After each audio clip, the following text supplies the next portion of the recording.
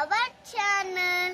ఈరోజు నాకు ఎంతో ఇష్టమైన ములక్కాయ చికెన్ ఈరోజు మా అమ్మమ్మ చేసింది.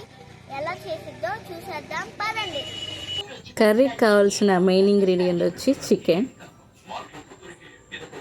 సన్నగా తరిగిన ఉల్లిపాయ, పచ్చిమిరపకాయలు, ములక్కాడలు,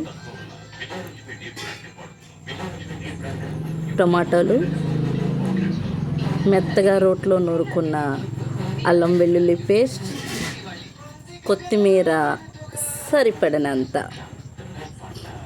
ముందుగా ఏం చేయాలి అంటే స్టవ్ మీద గిన్నె పెట్టుకుని ఆయిల్ పోసి, ఆయిల్ మరిగాక కొంచెం జీలకర్ర వేసి వేగనివ్వాలి. అది వేగాక ఉల్లిపాయ, పచ్చిమిరకాయ వేసి సన్నని మంట మీద బాగా మగ్గనివ్వాలి.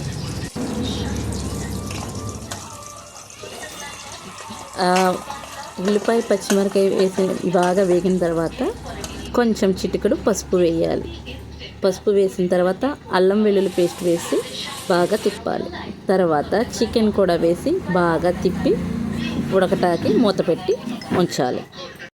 మాంసం సగం ఉడికిన తర్వాత ములక్కాయలు, మరలా మనం తరుక్కున్న టమాటా ముక్కలు ఈ రెండు వేసి బాగా ఒకసారి తిప్పి మూత పెట్టాలి. కూరకి టేస్ట్ ఎక్కువగా టమాటా, ములక్కాయ వేస్తే చికెన్ కర్రీ చాలా టేస్ట్గా ఉంటుందండి. ఒకసారి ట్రై చేయకపోతే ట్రై చేయండి. ములక్కాయ, టమాటా కూడా మగ్గిన తర్వాత కొంచెం సరిపడా కారం వేసి బాగా కలపాలి. బాగా కలిపి కారం వాసన పోయేంత వరకు, పచ్చి వాసన పోయేంత వరకు తిప్పి మూత పెట్టి ఉంచాలి. ముక్కకు కారం పట్టిన తర్వాత మంచిగా వాటర్ పోసి కాసేపు కొంచెం కొత్తిమీర వేసి మూత పెట్టి బాగా ఉడకనివ్వాలి. బాగా ఉడికిన తర్వాత కూరలో ఉప్పు సరిపోయిందో లేదో మనం ఇప్పుడు ప్లేట్లో వేసుకొని రుచి చూద్దాం. చివరిగా కూర దింపే ముందు కొంచెం కొత్తిమీర వేసుకొని దింపేద్దాం.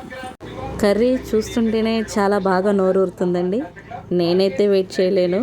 ఫస్ట్ మా వారికి పెట్టి తర్వాత మేము కూడా అందరం తింటాం. ఎందుకంటే ముందు ఆయనకి పెడతామంటే ఆయన అయితే బాగా టేస్ట్ చేసి టేస్ట్ ఎలా ఉందో, అన్ని ఉప్పు కారాలు సరిపోయినాయా లేదా అనేసి ఆయన చూసి చెప్తారనమాట. ఇంకా చెప్పాలంటే మా ఆయన గారికి మా అమ్మగారు చేసిన వంట అంటే చాలా ఇష్టం. ఇప్పుడు ఏమంటారో వినాలి. చూశారు కదా, మా ఆయన కూడా సూపర్ అన్నారు.